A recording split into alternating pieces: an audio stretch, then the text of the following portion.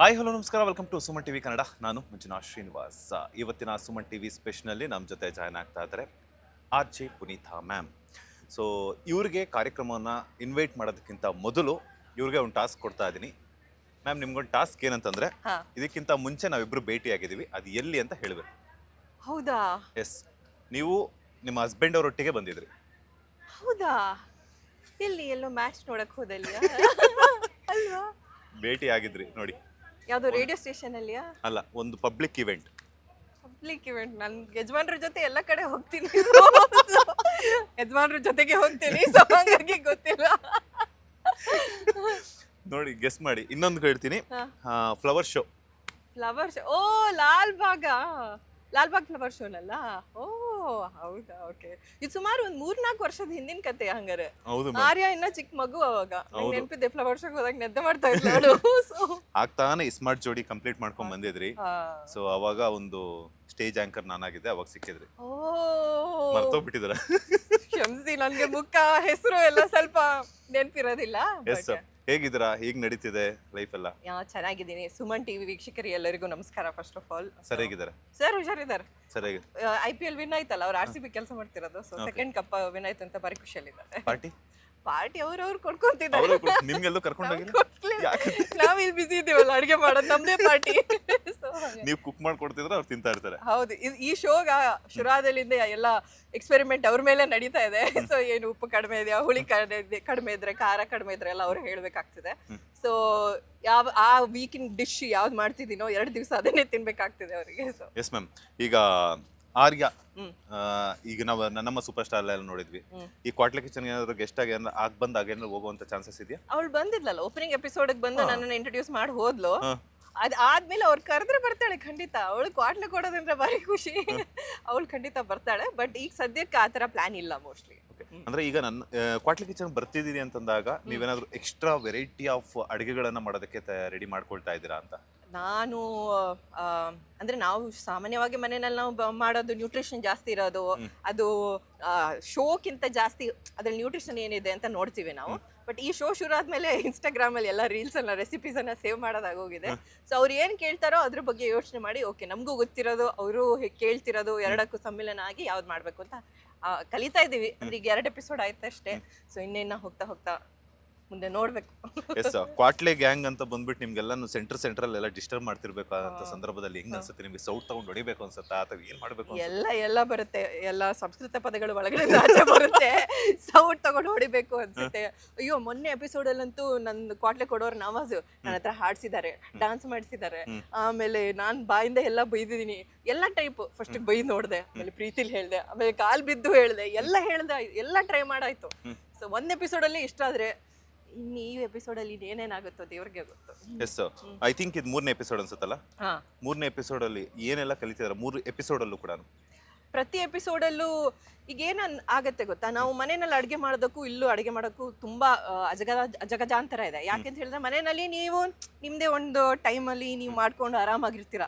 ಇಲ್ಲಿ time limit ಇದೆ, ಅದಲ್ಲದೆ ಕ್ವಾಟ್ಲೆಗಳಿದ್ದಾರೆ. ಸೊ ಏನಂದ್ರೆ ನಮ್ಗೀಗ ನಾನು ಮೊನ್ನೆ ಸಾಸಿವೆ ಏನು ಅಂದ್ರೆ ಗೊತ್ತಿಲ್ಲ, ನಾನು ಕ್ವಾಟ್ಲೆಗೆ ಸಾಸಿವೆ ತಗೊಂಬ ಅಂದ್ರೆ ಏನೋ ತಗೊಂಬಂದ್ರು, ಉದ್ದಿನ ಬೇಳೆ ತಗೊಂಬಂದೆ, ಕಡಲೆಬೇಳೆ, ಆಮೇಲೆ ಚೆನ್ನ ದಾಲು, ಆಮೇಲೆ ಪಪ್ಪು, ಕಡಲೆ ಪಪ್ಪು ಎಲ್ಲ ತಂದ್ಬಿಟ್ರು. ಉದ್ದಿನ ಬೇಳೆ ಒಂದು ಬಿಟ್ಟು ಬೇರೆ ಎಲ್ಲ ತಂದ್ರು.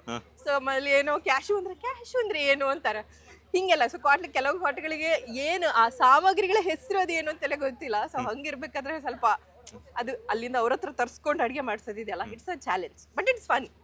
ಓವರ್ ಆಲ್ ತುಂಬಾ ಮಜಾ ಆಗತ್ತಪ್ಪ. ಇದು ಒಂಥರ ಒಂದು ಹೊಸ ಎಕ್ಸ್ಪೀರಿಯನ್ಸ್. ಹಂಗಂದ್ರೆ ಕ್ವಾಟ್ಲೆಗಳ ಜೊತೆ ಸೇರ್ಕೊಂಡು ಒಂದು ಒಳ್ಳೆ ಯುದ್ಧ ಮಾಡೋದಕ್ಕೆ ರೆಡಿ ಆಗಿದ್ದೀರಾ ಅಂತ? ಅವ್ರನ್ನು ರುಬ್ಬಾಕಕ್ಕೆ. ಅವ್ರು ನಮ್ಮನ್ನು ರುಬ್ತಿದಾರೆ, ನಾವು ಅವ್ರನ್ನ ರುಬ್ಬಾಕಷ್ಟೇ. ನೀವು ಮನೆಯಲ್ಲಿ ಅಡುಗೆ ಮಾಡುವಂತ ಯಾವ ಡಿಶ್ನ ನಿಮ್ಮ ಯಜಮಾನ್ರು ಶ್ರೀರಾಮ್ ಅವರು ತುಂಬಾ ಇಷ್ಟಪಟ್ಟು ತಿಂತಾರೆ ಅಂತ? ಅವ್ರಿಗೆ ಹೆಂಡ್ತಿ ಅಂದ್ರೆ ಸ್ವಲ್ಪ ಹೆದರಿಕೆ ಇದೆ. ಸೊ ನಾವು ಏನ್ ಮಾಡಿದ್ರು ಇಷ್ಟಪಟ್ಟು ತಿಂತಾರೆ, ಹಂಗೇನ್ ಹೇಳಲ್ಲ ಅವರು. ಬಟ್ ಅವ್ರಿಗೆ ಸಾಮಾನ್ಯವಾಗಿ ನಾರ್ತ್ ಇಂಡಿಯನ್ ಡಿಶಸ್ ಇಷ್ಟ ಅವ್ರಿಗೆ. ಸೊ ನನ್ನ ಮಗಳಿಗೆ ಸೌತ್ ಇಂಡಿಯನ್ ಡಿಶಸ್ ಇಷ್ಟ. ಸೊ ಒಂದಿನ ನಾರ್ತ್ ಇಂಡಿಯನ್, ಒಂದಿನ ಸೌತ್ ಇಂಡಿಯನ್ ಹಿಂಗ್ ಮಾಡ್ತಿರ್ತೀವಿ. ಈಗ ಗಂಡನಿಗೆ ನಾರ್ತ್ ಇಂಡಿಯನ್ ಇಷ್ಟ, ಮಗಳಿಗೆ ಸೌತ್ ಇಂಡಿಯನ್ ಇಷ್ಟ, ನಿಮ್ಗೆ ಯಾವ್ದು? ನಮ್ಗೆ ಎಲ್ರು ಬಿಟ್ಟಿದ್ರು ತಿನ್ನೋದ್ರೆ ನಮ್ ಕತೆ. ಮನೇಲಿ ಎಲ್ಲ ತಿಂದಾದ್ಮೇಲೆ ಏನು ಉಳ್ದಿರುತ್ತೋ ಅದು ತಿನ್ನೋದು ನಮ್ಮ ಸೌಭಾಗ್ಯ. ಸೌಭಾಗ್ಯ. ಹೌದು. Yes, okay. ಅಡುಗೆ ಮನೆಯಲ್ಲಿ ಯಾವತ್ತಾದ್ರೂ ನಿಮ್ ಗಂಡ ಮಾಡ್ಕೊಟ್ಟಿದ್ರಾ ಶ್ರೀರಾಮ್ ಸರ್? ಅಯ್ಯೋ, ಅವ್ರು ಬೇಕಿದ್ರೆ ನೀರನ್ನು ಕುದಿಸಿ ಹಾಳು ಮಾಡ್ಬಿಡ್ತಾರೆ. ಅವ್ರಿಗೆ ನೀರು ಸರಿಯಾಗಿ ಕುದ್ಸಕ್ ಬರಲ್ಲ, ಅಡಿಗೆ ಬರೋದೇ ಇಲ್ಲ, ಒಂಚೂರು ಬರೋದಿಲ್ಲ. ಒಂಚೂರು ಬರೋದು. ಚೂರು ಬರೋದಿಲ್ಲ. ಅಲ್ಲ, ನೀವು ಯಾವತ್ತಾದ್ರೂ ಆಕ್ಚುಲಿ ಪುನೀತಾ ಮ್ಯಾಮ್ ತುಂಬಾ ರೊಮ್ಯಾಂಟಿಕ್ ನಾನು ನೋಡಿದ್ದೀನಿ. ಯಾಕಂತಂದ್ರೆ ನೀವು ಸ್ಮಾರ್ಟ್ ಜೋಡಿ ಆಗಿರ್ಬೋದು, ರೀಸೆಂಟ್ ಆಗಿ ಒಂದಷ್ಟು ಪೋಸ್ಟ್ಗಳಲ್ಲೆಲ್ಲ ನಾವು ನೋಡಿದೀವಿ. ಸೊ ಯಾವತ್ತಾದ್ರೂ ಗಂಡ ನಿಮ್ಗೆ ಹಿಂದೆಯಿಂದ ಹಗ್ ಮಾಡ್ಕೊಂಬಂದ್ ಈ ತರ ಕುಕ್ ಮಾಡಿದ್ದುಂಟಾ ಗಂಡ ಹೆಂಡತಿ ಇಬ್ರು? ಅದು ಆಕ್ಚುಲಿ ಮಾಡ್ತಾರೆ ಆಯ್ತಾ, ಬಟ್ ಏನಾಗುತ್ತೆ, ನಾವು ಅಡಿಗೆ ಮಾಡ್ಬೇಕಾದ್ರೆ ಅಲ್ಲಿ ಬೆಂಕಿ ಇರುತ್ತಲ್ಲ, ಆ ಟೈಮಿಗೆ ಬಂದು ತಪ್ಕೊಂಡಿರುತ್ತೆ, ತುಂಬಾ ಕೋಪ ಬರುತ್ತೆ. ಯಾಕಂದ್ರೆ ಫಸ್ಟ್ ಆಫ್ ಆಲ್ ನೀವೆಲ್ಲ ಮಾಡ್ತಿದ್ದೀರಾ, ಅಷ್ಟೊತ್ತಿಗೆ ಒಗ್ಗರಣೆ ಹಾಕ್ಬೇಕಾದ್ರೆ ಹಿಂದ್ ಬಂದು ಹಾಕಿದ್ರೆ ಎಲ್ಲೆಲ್ಲೋ ಹೋಗ್ಬಿಡುತ್ತೆ. ಸೊ ನಾನು ಹೇಳ್ತೇನೆ, ಕಿಚನ್ ಅಲ್ಲಿ ಒಂದು ಬಂದು ರೊಮ್ಯಾನ್ಸ್ ತೋರಿಸ್ಬೇಡಿ, ಮನೇಲಿ ಎಲ್ಲಿ ಬೇಕಾದ್ರೂ ತೋರಿಸಿ. ಸೊ ಅವ್ರಿಗೆ ನಾನು ಕಿಚನ್ ಅಲ್ಲಿ ಅಡಿಗೆ ಮಾಡೋಕೆ ಬರಲ್ಲ ಹಾಗಾಗಿ. ಎಸ್, ಐ ಥಿಂಕ್ ಈಗ ನಿಮ್ ಲವ್ ಮ್ಯಾರೇಜ್ ಅನ್ಸುತ್ತಲ್ಲ? ಹೌದು. ಯಾರು ಫಸ್ಟ್ ಪ್ರಪೋಸ್ ಮಾಡಿದ್ರು? ಅವ್ರೆ ಆಬ್ವಿಯಸ್ಲಿ, ಪ್ಲೀಸ್ ನಾನು ಯಾಕೆ ಮಾಡ್ತೀನಿ. ಅವ್ರು ಪ್ರಪೋಸ್ ಮಾಡಿದಾಗ ಹೆಂಗಿತ್ತು ಆ ಒಂದು ವೈಬ್ಸ್? ಅವ್ರು ಪ್ರಪೋಸ್ ಮಾಡಿದಾಗ ಇದು ಸುಮಾರು ಒಂದು 13 ವರ್ಷದ ಹಿಂದಿನ ಕತೆ.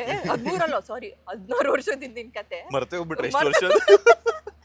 ನಮ್ಮ ಮದುವೆ ಆಗಿ 13 ವರ್ಷ ಆಯ್ತು. ಸೊ ನಾವು ಡೇಟ್ ಮಾಡಿದ ಒಂದು 16 ವರ್ಷ. ಸೊ ಅವಾಗ ಅಫ್ಕೋರ್ಸ್ ನ್ಯೂ ಲವ್ ಒಂದು ಆ ಫೀಲಿಂಗ್ ಇತ್ತಲ್ಲ. ಸೊ ಆಬ್ವಿಯಸ್ಲಿ ಅವರು ಪ್ರಪೋಸ್ ಮಾಡಿದಾಗ ಫಸ್ಟ್ ಅದಕ್ಕೆ ಗರ್ಲ್ ಫ್ರೆಂಡ್ ಆಗ್ತೀಯಾ ಅಂತ ಕೇಳಿದೆ. ನಾನು ಗರ್ಲ್ ಫ್ರೆಂಡ್ ಅಲ್ಲ, ಆದರೆ ಮದುವೆ ಆಗಬೇಕು, ಸುಮ್ಮನೆ ಟೈಮ್ ಪಾಸ್ ಗರ್ಲ್ ಫ್ರೆಂಡ್ ಎಲ್ಲ ಆಗಲ್ಲ ಅಂತ ಹೇಳಿದೆ. ಇಲ್ಲೆಲ್ಲ ಮದುವೆ ಆಗದೆ, ಅದಕ್ಕೆ ಸೀರಿಯಸ್ ಆಗೇ ಕೇಳ್ತಿರೋದು ಅಂತ. ಆಗ ನಮ್ಗಿಬ್ರಿಗೂ ಒಂದು 21-22 ವರ್ಷ. ಸೊ ಆಮೇಲೆ ಓಕೆ ಅಂತ ಹೇಳಿ ಸ್ವಲ್ಪ ಒಂದು 4 ವರ್ಷ ಡೇಟ್ ಮಾಡಿ ಆಮೇಲೆ ಮದುವೆ ಆಯ್ತು. ಸೊ ಎಸ್, ಮದುವೆ ಆದ್ಮೇಲೆ ಶ್ರೀರಾಮ್ ಸರ್ ನಿಮ್ಗೆ ಕೊಟ್ಟಿರುವಂತ ಫಸ್ಟ್ ಗಿಫ್ಟ್ ಏನು ಅಂತ? ನನಗೆ ಚಿನ್ನ ಅಂದರೆ ಇಷ್ಟ ಆಯ್ತಾ. ಸೊ ಅವ್ರಿಗೆ ಹೇಳ್ಬಿಟ್ಟಿದ್ದೀವಿ, ನನಗೆ ಏನೇ ಯಾವುದೇ ಹಬ್ಬ ಹರಿದಿನ ಅಥವಾ ಬರ್ಡೇ ಆ್ಯನಿವರ್ಸರಿ ಬಂದರೆ ಚಿನ್ನ ಕೊಡಿ ಅಂತ. ಸೊ ನಮ್ಗೆ ಎಂಗೇಜ್ಮೆಂಟು ಕಿಂತ ಮುಂಚೆ ಅವ್ರು ನನಗೆ ಒಂದು ರಿಂಗ್ ಕೊಟ್ಟಿದ್ರು ಚಿನ್ನದ್ದು. ಅದಾದ್ಮೇಲೆ ಎಂಗೇಜ್ಮೆಂಟ್ ಅಲ್ಲಿ ಒಂದು ನೆಕ್ಲೆಸ್ ಕೊಟ್ಟಿದ್ರು. ಆಮೇಲೆ ಒಂದು ಬರ್ತ್ಡೇಗೆ ಫಸ್ಟ್ ಆಕ್ಚುಲಿ ಮದುವೆ ಅದು ಫಸ್ಟ್ ಗಿಫ್ಟ್ ಅಂತ ಒಂದು ವಾಚ್ ಕೊಟ್ಟಿದ್ರು. ಅದು it was a very expensive watch. ನಾನಿದೆ ವಾಚಿಗೆಲ್ಲ ರೀಸೇಲ್ ವ್ಯಾಲ್ಯೂ ಅಷ್ಟೊಂದು ಇರಲ್ಲ, ನಂಗೆ ಚಿನ್ನನೇ ತಂದ್ಕೊಡಿ. ಸೊ ಅದಾದ್ಮೇಲೆ ಯಾವತ್ತೂ ಚಿನ್ನನೇ ಕೊಡೋದು ಅವರು. ಓಕೆ, ಮದುವೆ ಆದ್ಮೇಲೆ ಚಿನ್ನ ಗಿಫ್ಟ್ ಜಾಸ್ತಿ ಬರ್ತಿದೆ, ಮದುವೆಗಿಂತ ಮುಂಚೆ ಜಾಸ್ತಿ ಬರ್ತಿದೆ? ಆಬ್ವಿಯಸ್ಲಿ ಮದುವೆ ಆದ್ಮೇಲೆ, ಮದುವೆಗಿಂತ ಮುಂಚೆ ಕೊಟ್ಬಿಟ್ಟು ಆಮೇಲೆ ಬ್ರೇಕಪ್ ಆಗೋದ್ರೆ ಕೊಡೋಲ್ಲ ಯಾರು. ಸೊ ಮದುವೆ ಆದ್ಮೇಲೆ ಚಿನ್ನ ಬರೋದು. ನೀವೇನ್ ಕೊಟ್ಟಿದ್ರಿ ಅವ್ರಿಗೆ ಫಸ್ಟ್ ಗಿಫ್ಟ್? ನಾವು ಕೊಟ್ಟಿದ್ದ ಏನು ನೆನಪಿಲ್ಲ ನನಗೆ. ನಾವು ಗಿಫ್ಟ್, ಹೆಣ್ಮಕ್ಳಿಗೆ ಗಿಫ್ಟ್ ಕೊಡೋದಂದ್ರೆ ಏನು, ಐ ಥಿಂಕ್ ಅವ್ರಿಗೆ ಆವಾಗ ಏನು ಇಷ್ಟ ಇತ್ತು, ಲೈಕ್ ವಾಚ್, ಟೈ, ಶೂಸು ಇಂಥದ್ದೇನೋ ಕೊಟ್ಟಿರ್ತೀನಿ. ಯಾಕೆ ಪಾಪ ಇವರಿಗೆ ಆರ್ಯಾಗೆ ಒಬ್ಬಂಟಿಯಾಗಿ ಬಿಟ್ಟಿದ್ರ? ಇನ್ನೊಂದು ಪಾಪು? ಅಯ್ಯೋ ಬೇಡಪ್ಪ, ಒಂದ್ರಲ್ಲೇ ಸಾಕ್ಬೇಕಾಗೋಯ್ತು. ನಮ್ಮ ಬಾಡಿ ಸೈಜ್ ಎಸ್ಸಿಂದ XXLಗೆಲ್ಲ ಹೋಗ್ಬಂತು. ಸೊ ಅಲ್ಲ, ಅದಂದ್ರೆ ಮತ್ತೆ ನಮ್ಮ ಯಜಮಾನ್ರು ಇಬ್ರದ್ದು ಒಟ್ಟಿಗೆ ಡಿಸೈಡ್ ಮಾಡಿದ್ದು, ಒಬ್ಳೆ ಸಾಕು ಅಂತ. ಅವಳೇ ಒಂದು ಫಸ್ಟ್ ಪೀಸೇ ಮಾಸ್ಟರ್ ಪೀಸ್ ಮಾಡಿಬಿಟ್ರೆ, ಇನ್ನು ಸೆಕೆಂಡ್ ಪೀಸ್ ಆಮೇಲೆ ಅಲ್ಟ್ರಾ ಪ್ರೋ ಮ್ಯಾಕ್ಸ್ ಬಂದ್ಬಿಟ್ರೆ ಅದಕ್ಕೆ ಬೇಡ ಅಂತ. ಅವಳಿಗೂ ಬೇಡ, ಅವಳು ಕೇಳಿದ್ರೆ, ಬಿಕಾಸ್ ನಾವು ಅಪಾರ್ಟ್ಮೆಂಟ್ ಕಾಂಪ್ಲೆಕ್ಸ್ ಅಲ್ಲೆಲ್ಲ ತುಂಬಾ ಮಕ್ಕಳಿದ್ದಾರೆ, ಆಡ್ತಿರ್ತಾಳೆ. ಅವಳನ್ನ ಕೇಳಿದ್ರು ನಿಂಗೆ ಬೇಕಾ ಅಂತ ಕೇಳಿದ್ರು, ಇಲ್ಲ ನಂಗೆ ಯಾರು ಬೇಡ, ನನ್ಗೆ I don't want to share ಅಂತ ಅವಳು. ಸೊ ಎಸ್ ಮ್ಯಾಮ್, ನೀವು ಐ ಥಿಂಕ್ ತುಂಬಾ ಸ್ವಲ್ಪ ದಪ್ಪ ಇದ್ರಿ. ಈ ಟ್ರಾನ್ಸ್ಫಾರ್ಮೇಶನ್ ಬರಬೇಕು ಅಂದಾಗ ಎಷ್ಟು ಟೈಮ್ ಹಿಡೀತು, ಏನೆಲ್ಲ ಸರ್ಕಸ್ ಮಾಡಿದ್ರಿ ಅಂತ? ಇಲ್ಲ, ತುಂಬಾ, ಯಾಕೆಂದ್ರೆ ಏನಾಗುತ್ತೆ ಗೊತ್ತಾ, ನನಗೆ I went through a lot of ಏನಂತಾರೆ, ಒಂದು ಮದರ್ಹುಡ್ ಎಲ್ಲ ನಿಮಗೆ ಪೇಪರಲ್ಲಿ ನೀವು ಅಂದ್ಕೋಬೋದು, ಓಕೆ ಹೀಗಿರುತ್ತೆ ಹಾಗಿರುತ್ತೆ ಮಗು ಹುಟ್ಟಿದ ಮೇಲೆ ಅಂತ. ಬಟ್ ಆ್ಯಕ್ಚುಲಿ ಮಗು ಹುಟ್ಟಿದ ಮೇಲೆ ಲೈಫಲ್ಲಿ ತುಂಬಾ ಚೇಂಜಸ್ ಆಗುತ್ತೆ. ಇಟ್ ಕ್ಯಾನ್, ನಿಮ್ಮನ್ನು ಲೈಫ್ ಆ ಥರ ಪ್ರಿಪೇರ್ ಮಾಡಿರಲ್ಲ. ಅಂದರೆ ನೀವೇ ಸ್ವಯಂ ಪ್ರಿಪೇರ್ ಆಗಬೇಕು. ಯಾರು ಏನೇ ಹೇಳ್ಬೋದು, ಪ್ರಾಕ್ಟಿಕಲಿ ಥಿಯರಿಟಿಕಲಿ ಎಲ್ಲರೂ ಹೇಳ್ತಾರೆ ಹಿಂಗಾಗುತ್ತೆ ಹಂಗಾಗುತ್ತೆ ಅಂತ. ಬಟ್ ಆ ಪ್ರಾಕ್ಟಿಕಲಿ ಪ್ರತಿಯೊಂದು ತಾಯಿಯ ಜರ್ನಿನೂ ಡಿಫ್ರೆಂಟ್ ಆಗಿರುತ್ತೆ. ಸೊ ನನ್ನ ಜರ್ನಿನೂ ಡಿಫ್ರೆಂಟ್ ಆಗಿತ್ತು. ನನಗೆ ಹಾರ್ಮೋನಲ್ ಇದೆಲ್ಲ ಆಗಿ ಸ್ವಲ್ಪ PPD ಎಲ್ಲ ಬಂದು, so I had put on a lot of wait. ಅದಾದಮೇಲೆ ಆ ಡ್ರೈವ್ ಇರ್ತಾ ಇರಲಿಲ್ಲ. ನಾನು ಹೋಗ್ತಿದ್ರು ಸ್ವಲ್ಪ ಸಮಯ ಆದಮೇಲೆ ಏನೋ ಇಂಟ್ರೆಸ್ಟ್ ಹೊಟ್ಟೋಗೋದು. So it took lot of time. But ಒಂದು ನನ್ನಮ್ಮ ಸೂಪರ್ ಸ್ಟಾರ್ ಆಗಿ 1.5 ವರ್ಷದ ಮೇಲೆ ಡಿಸೈಡ್ ಮಾಡಿದೆ ಸಾಕಿದು ಅಂತ. ಯಾಕೆಂದ್ರೆ ಎಲ್ಲರೂ ನೋಡಿದವ್ರು ಕೇಳಿದ್ರೆ, ಎಲ್ಲ ನೀವೇ ತಿನ್ನೋದ ನಿಮ್ಮ ಮನೆಯಲ್ಲಿ, ಗಂಡ ಮಗಳಿಗೆ ಏನೂ ಹಾಕಲ್ವಾ ಅಂತ. ಯಜಮಾನ್ರು ದಪ್ಪಾಗಲ್ಲ, ಮಗಳು ದಪ್ಪಾಗಲ್ಲ, ನಾನು ಮಾತ್ರ ದಪ್ಪ ಅಂದರೆ ಆಬ್ವಿಯಸ್ಲಿ ಹಂಗೆ ಅನಿಸ್ತು. ಸೊ ಫೈನಲಿ ಡಿಸೈಡ್ ಮಾಡಿಬಿಟ್ಟೆ. ಸೊ ಡಯಟು, ವರ್ಕೌಟು, ಆಮೇಲೆ ಹೆಲ್ತ್ ಇದು ಎಲ್ಲ ನೋಡಿಕೊಂಡು ಎಲ್ಲ ತೊಗೊಂಡು ಫೈನಲಿ ಸಂಭವ ಒಂದು ಸ್ವಲ್ಪ ಟ್ರ್ಯಾಕಿಗೆ ಬಂತು ವಾಪಸ್. ಎಸ್ ಮ್ಯಾಮ್, ಈಗ ವರ್ಕೌಟು ಡಯಟ್ ಅಂತೆಲ್ಲ ಮಾಡಿದೆ ಅಂತಲ್ಲ, ವರ್ಕೌಟ್ ಮಾಡ್ತಿದ್ರೆ ಯೋಗ ಮಾಡ್ತಿದ್ರ? ನಾನು ವರ್ಕೌಟ್, ಯೋಗ ನನಗೆ ಅಷ್ಟೊಂದು ಪೇಷನ್ಸ್ ಇಲ್ಲ, ಸ್ಲೋ ಆಗಿ ಕುತ್ಕೊಂಡು ನಮಸ್ಕಾರ ಇದು ಮಾಡೋಕ್ಕಾಗಲ್ಲ. ಎಷ್ಟು ಅವರ್ಸ್ ವರ್ಕೌಟ್ ಮಾಡ್ತಿದ್ರಿ? ಏನೆಲ್ಲ ಫುಡ್? ನಾನು ಹೈ ಇಂಟೆನ್ಸಿಟಿ ವರ್ಕೌಟ್ ಮಾಡ್ತಿದ್ದೆ. ಸೊ ಈಗ ಮನೆಯಲ್ಲೇ ವರ್ಕೌಟ್ ಮಾಡ್ತೀನಿ. But high intensity 1.5 hour workout ಮಾಡ್ತಿದ್ದೆ. ಮತ್ತು ಡಯಟ್ ವಾಸ್ ಬೇಸಿಕ್ಲಿ ಸ್ವಲ್ಪ ರೈಸು, ಶುಗರು, ಚಪಾತಿ ಎಲ್ಲ ಕಡಿಮೆ ಬಿಟ್ಟೆ. ಶುಗರ್ ಕಂಪ್ಲೀಟ್ಲಿ ಬಿಟ್ಬಿಟ್ಟೆ. ಕಷ್ಟ ಆಯಿತು, ಒಂದಿಷ್ಟು ತಿಂಗಳು ಗಂಡ ಮೇಲೆ ಕೋಪ ಬರ್ತಾ ಇತ್ತು ಶುಗರ್ ಇಲ್ಲ ಅಂತ. So but it took some time, ಒಂದು 5-6 months ತಗೊಳ್ತು ಬಾಡಿಗೆ ಅಡ್ಜಸ್ಟ್ ಆಗೋಕ್ಕೆ. ಬಟ್ ಒಂದ್ಸರಿ ಅಡ್ಜಸ್ಟ್ ಆದಮೇಲೆ ಬಾಡಿ ಓಕೆ. ಆಮೇಲೆ ನಿಮ್ಗೆ ಗೊತ್ತಾಗುತ್ತೆ, ಒಂದು you get into a rhythm. ಅದು ಆ ರಿದಮ್ ಬಂದಮೇಲೆ ಸುಲಭ ಆಗುತ್ತೆ. ಟೋಟಲ್ ಎಷ್ಟು kg ವೆಯ್ಟ್ನ ನೀವು ಲಾಸ್ ಮಾಡಿದ್ರಾ ಅಂತ? ಒಟ್ಟು ಒಂದು 8 ಕಿಲೋ. 8 ಕಿಲೋ. ಎಷ್ಟು ಟೈಮ್ಗೆ ಡ್ಯೂರೇಷನಲ್ಲಿ? 1 ವರ್ಷ ತಗೊಳ್ತು. 1 ವರ್ಷ 8 kg ಗೇನ್ ಲಾಸ್ ಮಾಡೋದಕ್ಕೆ 1 ವರ್ಷ ತಗೊಳ್ತು. ಯಾವುದೇ ರೀತಿಯಂತಹ ಒಂದು ಪ್ರೋಟೀನ್ ಹಾಕಿಲ್ಲ? ಅಂದ್ರೆ ಪ್ರೋಟೀನ್ ಅಂದ್ರೆ ನಾವು ವೆಜಿಟೇರಿಯನ್ಸ್ ಅಲ್ಲ, ಸೊ ನ್ಯಾಚುರಲ್ ಆರ್ಗ್ಯಾನಿಕ್ ಪ್ರೋಟೀನ್ ತಿಂತಾ ಇದ್ದೆ. ಮತ್ತೆ ಆಫ್ ಕೋರ್ಸ್ ಪನೀರು, ಆಮೇಲೆ ನಮ್ದೇ ಎಲ್ಲ ಸೋಯಾ ಕಾಳುಗಳು, ಏನೇ ಇದ್ರು ಕೂಡ ಫುಡ್ ಅಲ್ಲೇ. ಎಸ್ ಮ್ಯಾಮ್, ಈಗ ಮಗು ಆದ್ಮೇಲೆ ನಿಮ್ಮಿಬ್ಬರ ಲೈಫಲ್ಲಿ ಏನೆಲ್ಲ ಬದಲಾವಣೆಗಳಾಗಿದೆ ಅಂತ?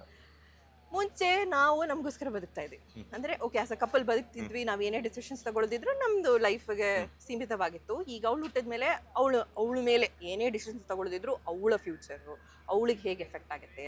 ಈಗ ಅವ್ರು ದುಡಿಯೋದಾದ್ರೂ ಮಗಳಿಗೋಸ್ಕರ, ಇನ್ವೆಸ್ಟ್ಮೆಂಟ್ಸ್ ಮಾಡೋದಾದ್ರೂ ಮಗಳು ದೊಡ್ಡವಳಾದ್ಮೇಲೆ ಎಲ್ಲಿ ಏನು ಬೇಕಾಗುತ್ತೆ ಆ ಥರ. ಸೊ ನಿಮ್ಮ ಲೈಫು ನಿಮ್ಮ ಮಗುವಿನ ಸುತ್ತಮುತ್ತ ಆಗಿ ಹೋಗುತ್ತದೆ. ಈಗ ನಾನು ಏನಾದರೂ ಒಂದು ಪ್ರಾಜೆಕ್ಟ್ ತಗೊಳ್ಳೋದಿದ್ರು ಫಸ್ಟು ಅವಳನ್ನು ಹೇಗೆ ನೋಡ್ಕೊಳ್ತಾರೆ, ಯಾರು ನೋಡ್ಕೊಳ್ತಾರೆ, ಹೇಗೆ ಅಂಥದ್ದನ್ನೆಲ್ಲ ಯೋಚನೆ ಮಾಡಿ ಆಮೇಲೆ ತಗೊಳ್ಳೋದಾಗೆ. ಎಸ್, ಒಟ್ಟಿನಲ್ಲಿ ಫೈನಲಿ ಸುಖ ದಾಂಪತ್ಯಕ್ಕೆ 13 ವರ್ಷಗಳು. ಸೊ ಎಲ್ಲ ಫ್ಯಾನ್ಸ್ಗಾಗಿರ್ಬೋದು, ಕರ್ನಾಟಕ ಜನತೆಗಾಗಿರ್ಬೋದು, ಏನು ಹೇಳ್ತೀರಾ? ನಿಮ್ಮಿಬ್ಬರ ಲೈಫಲ್ಲಿ ಬಂದಿರುವಂತಹ ಒಂದಷ್ಟು ಜನ ಸಪೋರ್ಟ್ ಮಾಡಿರುವಂತಹ ವ್ಯಕ್ತಿಗಳಿಗೆ ಏನು ಹೇಳ್ತೀರಾ ಅಂತ? ನನ್ನನ್ನು ಇಷ್ಟರವರೆಗೆ ಸಪೋರ್ಟ್ ಮಾಡಿ ನಮಗೆ ಸೋಷಿಯಲ್ ಮೀಡಿಯಾದಲ್ಲಾಗಲಿ ಈ ಶೋಸ್ಗಳಲ್ಲಾಗಲಿ ಪ್ರೀತಿ ತೋರಿಸಿದಂಥ ನಿಮಗೆಲ್ಲರಿಗೂ ನಾನು ತುಂಬ ಚಿರಋಣಿ. ನಿಜವಾಗ್ಲೂ ನಾನು RJ ಆಗಿದ್ದಾಗಲೂ ತುಂಬ ಲವ್ ಸಪೋರ್ಟ್ ಸಿಗ್ತಾಯಿತ್ತು, ಈಗಲೂ ಸಪೋರ್ಟ್ ಮಾಡ್ತಿದ್ದೆ ಜನತೆ. ಸೊ ಹೀಗೆ ಮುಂದೆಯೂ ಸಪೋರ್ಟ್ ಮಾಡ್ಕೊಂಡಿರಿ. ಆ್ಯಂಡ್ ಅಫ್ಕೋರ್ಸ್ ಆರ್ಯನನ್ನು ಇಷ್ಟು ಚಿಕ್ಕಲಿಂದ ನೋಡಿದ್ದೀರಾ, ಈಗ 4 ವರ್ಷದಿಂದ 9 ವರ್ಷದವರೆಗೆ ನೋಡಿದ್ರೆ ಮುಂದಿನೂ ಹೀಗೆ ಅವಳಿಗೂ ಸಪೋರ್ಟ್ ಕೊಟ್ಟು ನಮ್ಮ ಇಡೀ ಫ್ಯಾಮಿಲಿಗೂ ಸಪೋರ್ಟ್ ಕೊಡ್ತಾ ಇರಿ. Thank you so much. Yes, ಕ್ವಾಟ್ಲೆ ಕಿಚನಲ್ಲಿ ಮತ್ತೆ ಬೇರೆ ಯಾವ ರೀತಿಯಂಥ ವೆರೈಟಿ ಆಫ್ ಅಡುಗೆಗಳನ್ನು ಮಾಡಬೇಕು ಅಂತ? ಬಿಕಾಸ್ ಯಾಕಂದ್ರೆ ನೀವು ವೆಜಿಟೇರಿಯನ್, ನಾನ್ ವೆಜ್ ಎಲ್ಲ ಕುಕ್ ಮಾಡೋದಕ್ಕಾಗುತ್ತಾ ಅಂತ? ಅವ್ರು ಹೇಳಿದರೆ ಮುಂದೆ ಮಾಡ್ಬೇಕಾಗ್ಬೋದು ಅಂತ. ಸೊ ಕಣ್ಮುಚ್ಚಿ ಹಿಂಗೆ ಹಿಂಗೆ ಮಾಡಿದಾಗ ಅವ್ರು ಕ್ವಾಟ್ಲೆ ಕೊಟ್ಟಾಗ ಅದು ಬೇರೆ ಥರ ಆಗ್ಬಿಟ್ರೆ ಜಡ್ಜಸ್ ಅವ್ರ ಹಣೆ ಬರಲ್ಲ, ನಾನೇನು ಮಾಡಲಿ, ತಿನ್ನೋದು ಅವರು. So yes, thank you so much. Back to back ಶೋಗಳಲ್ಲಿ ಬ್ಯುಸಿ ಆಗ್ತಾ ಇರಿ. ಹಿಂಗೇನೆ ನಿಮ್ಮಿಬ್ಬರ ಲೈಫೂ ಕೂಡ, 3 ಜನ ಲೈಫೂ ಕೂಡ ನೆಮ್ಮದಿ, ಶಾಂತಿ, ಸುಖ ಎಲ್ಲನೂ ಕೂಡ ಸಿಕ್ಕು. ಅದೆಲ್ಲನೂ ಕೂಡ ಮತ್ತೆ ಆರ್ಯ ಕಂಡಿರುವಂಥ ಕನಸೆಲ್ಲ ನನಸಾಗಲಿ, ಒಳ್ಳೆದಾಗಲಿ madam. All the best. Thank you Manju ಅವರ, thank you so much. Yes, ನೋಡಿದ್ರಲ್ಲ ಪಟ ಅಂತ ಮಾತಾಡಿ ಅವರ ಎನರ್ಜಿನೆಲ್ಲ ನನಗೂ ಕೂಡ ಪಾಸ್ ಮಾಡಿ ಕ್ವಾಟ್ಲೆ ಕಿಚನ್ ಬಗ್ಗೆ ಆಗಿರ್ಬೋದು, ಅವರ ಲೈಫ್ ಜರ್ನಿ ಬಗ್ಗೆ ಆಗಿರ್ಬೋದು, ಒಂದಷ್ಟು ವಿಚಾರಗಳನ್ನು ಹಂಚಿಕೊಂಡಿರುವಂತಹ RJ ಪುನೀತ್ ಅವರ ಮಾತು ಇದಾಗಿತ್ತು. ಕ್ಯಾಮ್ರಾ ಪರ್ಸನ್ ಯೋಗೇಶ್ ಜೊತೆ ಮಂಜುನಾಥ್ ಶ್ರೀನಿವಾಸ್, ಸುಮನ್ TV ಕನ್ನಡ, ಬೆಂಗಳೂರು.